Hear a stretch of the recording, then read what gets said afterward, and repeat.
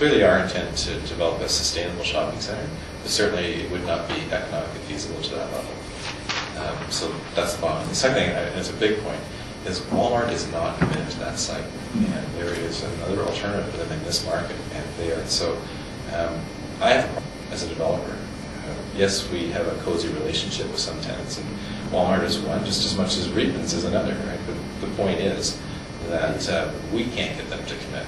So we're in a bit of a tough position, and I appreciate that you'd like to hold a higher standard to some tenants than others, but it's not within our means to actually commit to that. And in terms of your comment there, just you're saying Walmart is still saying it may have an alternate location. Is that public knowledge or no? But I would say this: it's not on fee simple land. So we have a problem, right? Councilor Blaine. Yeah, I want a clarification with regards to the development permit, and just, Corey, you said earlier that there'd be a development permit waiver, but that was for environmental. If we approve rezoning or move rezoning forward, and if rezoning gets approved, we would still have all the regular development permit controls at time of application for building? Yeah, if the OCP and the zoning amendments are approved prior to any building occurring on the site, council would need to approve a character development permit. Okay. That accounts for what buildings look like, elevation, site plan, landscaping, those type of things. Okay. That would still occur. So that would still occur. Yeah, the waiver is only dealing with environmental and floodplain in this case. And in that case, I approve those, and I approve them if the technical requirements are dealt with. Okay. Thank you. Councilor Harrison. Thank you, Worship. My question is actually for staff. Would you like me to wait? No, go ahead. Okay. The Appendix 15, which is the CD8 zone, if we were to eliminate financial institutions as primary use and put it in as a secondary use, would that solve a problem? Would that mean that an institution afterwards be in a CD8 zone would have to have its primary bank downtown? No, I don't think so. Stop it, but I'm not sure how we could potentially link and permit a use on this site having a contingent on uses occurring in another part of the city, on a different parcel of land. Sometimes what you're referring to is you need one use on the site to permit a second use on the site. Yeah.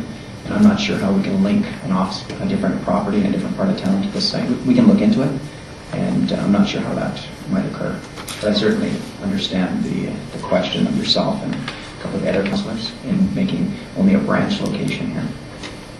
The other comment is that the zone is set up and it needs to permit the uses it permits, I guess, or is approved. So the applicant would like a financial institution on the property, and so one is limited per property. The commercial area enough that you could have multiple properties, in which case each of those financial institution per property. One way that could be the number of financial institutions zoning for a covenant or development site. That's an opportunity. The other one might be increase the minimum parcel size, so there's no subdivision potential, and therefore only one commercial area is one development site and one parcel of land, and then that would limit it to one as well. Yeah, I would appreciate staff looking into it, because I think both the developer and the council are sort of looking for the same solution here. And I'd also be interested in altering the C6 zone to include that same premise, if it's possible to do it. How about ancillary use? Yeah, again, that's related to all things on the site. Do it in the zone, right? Okay. On the site, not different sites in town. Okay. We'll look into it. Yeah, that's fine. You don't want amendments, it's done, right? Later. Sure. I need to hear the discussion. Okay, well, if you will accept them, and right now, We would accept one. I would move that we amend Appendix 15 to a financial institution as a use in that CD8 zone. Seconder. Seconded by Councilor Elias. If I could just speak to it briefly, I think Councilor Flynn explained it quite well, actually. But hopefully there's another way around that besides just straight elimination where in the CD8 zone there could be a Bank of Montreal. Sorry. We're not allowed to mention the name. Carry on. Yeah, if there could be a Bank of Montreal sub-branch within a CD8 zone with a main branch downtown, I think that would solve the problem. But I do think allowing financial institution as a use in this zone will take away from the downtown. I certainly don't want to do that. Speaking to the amendment, Councillor Flynn. Yeah, I'm just feeling that maybe the amendment's premature. I think I'd rather wait till staff looks into some options, because at the end of the day, if we can't provide any protection to prevent what we were trying to prevent when we previously had the zoning, I would vote in favor of this amendment. But at this point in time, I'd like to look for some form of a solution before we make the change. So I guess it's kind of the chicken or egg thing. So I'll vote against the amendment at this point in time. Could I try to convince you? My mic's still on anyway. Yeah, go ahead. The reason I would prefer to do it this way is, I'm going to support the motion to go to first reading, and which is to make the proposal available to the public. So this will be in the proposal to the public, and it's going to be an item that the public is going to raise, have great concern for.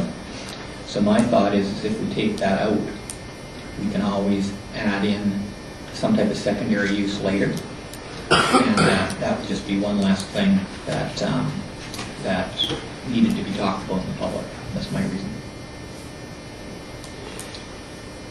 Councillor Cannon? Or did Councillor Flynn, did you wish to carry on? No, I'll wait to hear what other councillors say, because I feel like it's not going to be a negative to have all that discussion, but I also understand what Councillor Harrison's saying. Councillor Cannon? So I have a question for Corey. If we don't amend that and it goes to first reading, that gives you time to look into that for option, correct? Yeah, maybe we'll see what we come up with in the next few days. And then at first reading, at our council meeting, we could make an amendment we wanted to then. Yeah, as council is aware, this committee recommends to council, so the Yeah. actual bylaw amendment is on Monday. Or the actual first reading would be on Monday at the November 26th meeting. In other words, the amendment would have to be made again in council. So I feel too that it's a little bit premature, the amendment, that we need staff to look into it for our options and then go from there.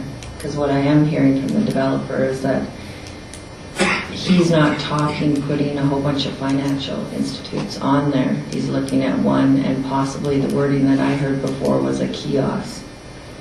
So I'll be voting against the amendment. Councillor Larson? Thank you, Your Worship. I would like to see staff recommendation for next Monday. We have council, and then he can, or Court can tell us about the options and the recommendation rather than just eliminating it right now. On the same note, if we're talking about changing CD8, I would also like to see the unit behind the gas station. If we're talking about preserving our downtown and keeping the main branches. All right, but I just wonder if we could focus on this amendment Yeah. now. Anything further? On the amendment, all in favor? Opposed? Defeated, the chair's in favor.